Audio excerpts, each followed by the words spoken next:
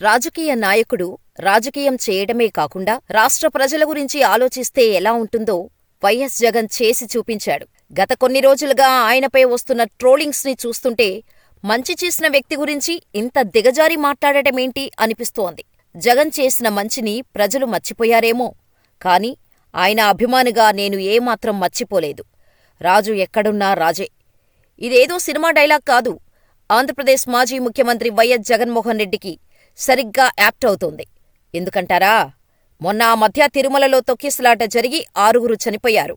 ఇది తిరుమల చరిత్రలో అతిపెద్ద ఘోరమైన ఘటన. బాధితులను పరామర్శించటానికి డిప్యూటీ సీఎం హోదాలో పవన్ కళ్యాణ్ వెళ్లారు. వారిని పరామర్శించారు. అనంతరం ఆస్పత్రి ముందు నిలబడి ప్రసంగిస్తున్నారు. ఇంతలో జనం మొత్తం ఒక్కసారిగా వెళ్లిపోవటం మొదలుపెట్టారు. దీంతో ఎవరు వచ్చింది అని పవన్ పక్కనున్న వ్యక్తిని అడిగితే జగన్గారు వచ్చారు అని చెప్పారు. ఈ వీడియో సోషల్ మీడియాలో ఎంత వైరల్ అయిందో ప్రత్యేకంగా చెప్పనవసరం లేదు. పవర్ స్టార్ పవన్ కళ్యాణ్ సినీ ఇండస్ట్రీలో టాప్ హీరోగా ఉన్న పవన్ని పక్కనపెట్టి పవర్లో లేని జగన్ను చూడటానికి వెళ్తుంటేనే అర్థమవుతోంది జనం ఎవరి పక్క ఉన్నారో అంటూ కామెంట్స్ వినిపించాయి. ఇది ఒక ఎత్తైతే, ఏకంగా జగన్ ప్రత్యర్థి పార్టీలు అయిన టీడీపీ, బీజేపీ, జనసేన పార్టీ నేతలే జగన్ ఓ మాస్ లీడర్ అని స్వయంగా ఒప్పుకున్నారు. పొత్తు లేకపోయి ఉంటే మళ్లీ జగన్ వచ్చే అవకాశాలు ఎక్కువ. అందుకే పొత్తు పెట్టుకున్నామని పవన్ సైతం ఒప్పుకోవటం మరొక ఎత్తు. అటు జనంలోనూ ఇటు ప్రత్యర్థులలోనూ తనదైన మార్కు వేసిన జగన్ పైన, జగన్ పార్టీపైన గత కొన్ని రోజులుగా రాజకీయ కమెడియన్స్ జోక్స్ వేస్తున్నారు. మైకు చేతిలో ఉంటే చాలు 11, 150 అంటూ హేళనగా మాట్లాడుతున్నారు. అసలు వీరికి జగన్ చేసిన మేలేంటో తెలుసా? మీరే చూడండి. అభివృద్ధి అంటే ఏంటి?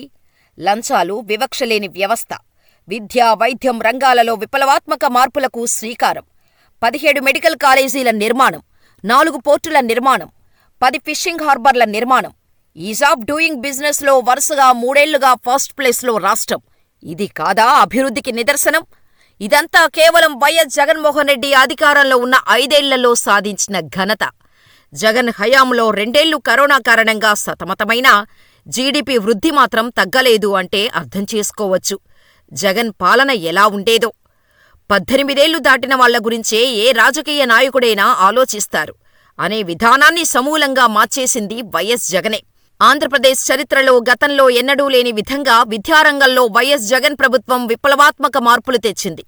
ఇంతకుముందు ప్రభుత్వ పాఠశాలలో భోజనమంటే రైస్ అండ్ సాంబార్ మాత్రమే ఉండేది.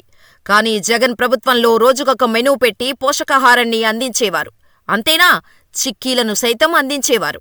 జగనన్న విద్యాదీవెన పథకం కింద ITI, polytechnic, degree, engineering, medicine వంటి కోర్సులు చదివే పేద విద్యార్థులకు ఫుల్ ఫ్లెడ్జ్డ్ ఫీజును ప్రభుత్వమే కట్టేది.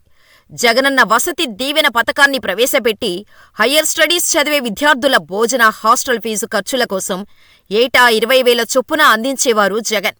ఇక జగనన్న అమ్మఒడి పథకాన్ని తీసుకొచ్చి పేదరికం వల్ల ఏ ఒక్క విద్యార్థి విద్యకు దూరం కాకూడదని విద్యార్థుల తల్లుల ఖాతాలలో నగదు జమ చేసేవారు.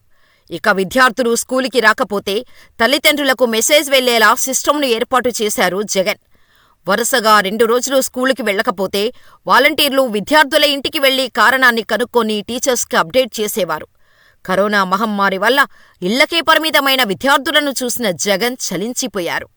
ప్రైవేటు స్కూళ్లు, కాలేజీలు ఆన్లైన్లో క్లాసులు నిర్వహిస్తే ప్రభుత్వ బడులలో చదివే పిల్లలు చదువుకు దూరం కాకూడదనే ఉద్దేశంతో 2022 విద్యా సంవత్సరం నుంచి 9 నుంచి 12వ తరగతి వరకు చదువుతున్న విద్యార్థులు కోరుకుంటే అమ్మఒడి ద్వారా ఇస్తున్న నగదుకు బదులుగా ల్యాప్టాప్ తీసుకునే విధంగా ఈ పథకంలో కొత్త ఆప్షన్ను చేర్చారు.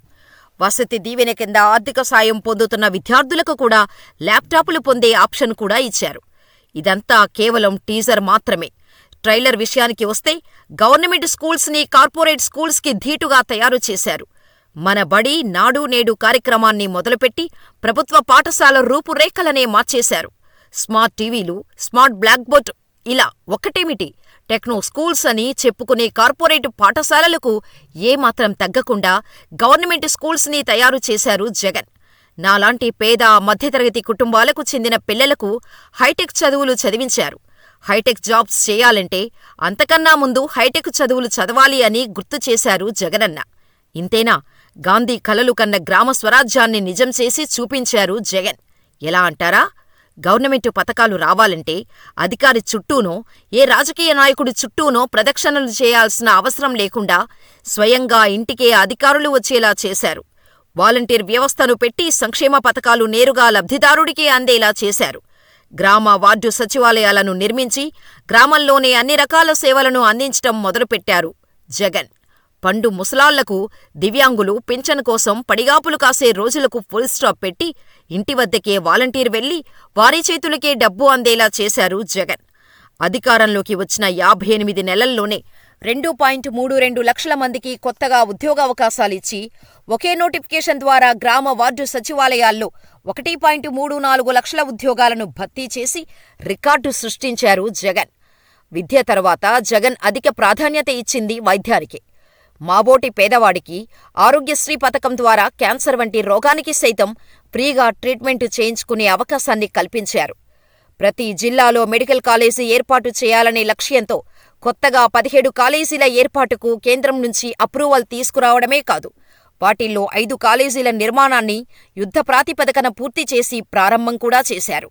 సంక్షేమానికి, అభివృద్ధికి సమాన ప్రాధాన్యత ఇచ్చిన జగన్ 4 పోర్టులతో పాటు 10 ఫిషింగ్ హార్బర్లు, 3 ఇండస్ట్రియల్ కారిడార్లు, 10 ఇండస్ట్రియల్ నోడ్స్ నిర్మాణం చేశారు. ఇంత మంచి చేస్తే జగన్పై ఎన్ని కుళ్ళుజోకులు వేశారు, ఎన్ని అభాండాలు వేశారు. జగన్ ప్రతిసారీ బటన్ నొక్కుతున్నాడు తప్పితే ఏం చేయటం లేదు.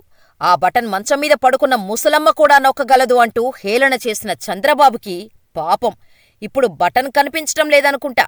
అధికారంలోకి వచ్చి 8 నెలలు గడుస్తున్నా ఇంకా ఒక్క పథకాన్ని కూడా అమలు చేయలేకపోతున్నారు చంద్రబాబు. పైపెచ్చు ఆయన ఇచ్చిన సూపర్ 6 హామీలు అమలు చేయటానికి డబ్బుల్లేవు అంటున్నారు. సంపద ఎలా సృష్టించాలో నాకు తెలుసు అన్న 40 ఇయర్స్ ఇండస్ట్రీ ఇప్పుడు సంపద ఎలా సృష్టించాలో అన్న సీక్రెట్ చెవిలో చెప్పు అని అంటున్నారు. మరి చంద్రబాబును ఇప్పుడేమనాలి? ఇచ్చిన హామీలో ఒక్కటి కూడా అమలు చేయకపోయినా కాలర్ పట్టుకొని అడగండి అని ఓపెన్ ఆఫర్ ఇచ్చిన చంద్రబాబు సుపుత్రుడు లోకేష్ని ఎన్నిసార్లు కాలర్ పట్టుకోవాలి? ఇక పవనంటారా? ఆర్థిక విధ్వంసం, ఆడవాళ్లు మిస్సింగు, వాలంటీర్లు అసాంఘిక శక్తులకు హెల్ప్ చేస్తున్నారు. జగన్ ప్రజల డబ్బునే ప్రజలకు పంచుతున్నారు, అతని జేబులోనివి కాదు అంటూ సినిమా డైలాగులు కొట్టారు. మరి కూటమి ప్రభుత్వం వచ్చాక ప్రజల డబ్బంతా ఎక్కడికి వెళ్ళిపోయిందో పవన్ గారు నా చెవిలో చెబుతారా? అంటే జగన్ అభిమానిగా అడగటం లేదు, ఏపీ కామన్ మ్యాన్గా అడుగుతున్నాను. రాష్ట్రంలో ఆర్థిక విధ్వంసం జరిగితే 3 సార్లు ఈజ్ ఆఫ్ డూయింగ్లో ఫస్ట్ ప్లేస్ ఎలా వచ్చిందో చెప్పారా పవన్? ప్రభుత్వం మీదే కదా. తప్పిపోయిన మహిళలను వెనక్కి తీసుకొచ్చారా? ఇదంతా కాదు సార్. ఆడవారికి అన్యాయం జరిగితే అరక్షణం కూడా ఆలోచించను అన్నారు కదా సార్. మీ పార్టీలో కీలక వ్యక్తే తిరుపతి జిల్లా జనసేన ఇన్ఛార్జ్ కిరణ్ రాయల్ ఓ మహిళను అడ్డగోలుగా మోసం చేశాడు.